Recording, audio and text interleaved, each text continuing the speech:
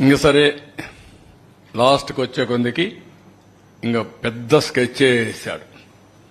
మనందరి జుట్టు ఆయన చేతల్లో పెట్టుకోవాలనుకున్నాడు. కడాన ల్యాండ్ టైటిలింగ్ యాక్ట్. ఇది చూస్తే ఈ యాక్ట్ చూస్తేనే భయంకరం.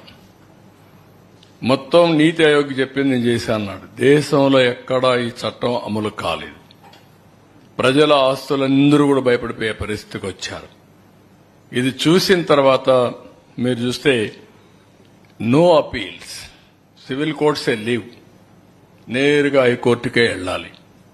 ఇంకొక పక్కన దీంట్లో మనం చూసినప్పుడు ప్రైవేటు వ్యక్తులను కూడా ల్యాండ్ టైటిలింగ్ ఆఫీసర్గా పెట్టుకోవచ్చు. అంటే ఆయన సాక్షిలో పనిచేసిన పెడతాడు. మన సాక్షిలో పనిచేసిన గవర్నమెంట్లో పెట్టాడు. అదే మరి వాళ్ళ గుమస్తాలందరినీ తీసుకుని పెట్టుకునేవాడు. అంటే ఎంత అహంభావం. అందుకే ఈ యాక్ట్ ని ఫస్ట్ కేబినెట్ లోనే తీసుకొచ్చాం, రద్దుకు రికమెండ్ చేశాం, దాన్ని రద్దు చేస్తున్నాం. కానీ ప్రజలకు తెలియాలి, ఆ యాక్ట్ యొక్క వివరాలు ప్రజలు చర్చించాల్సిన అవసరం ఉంది.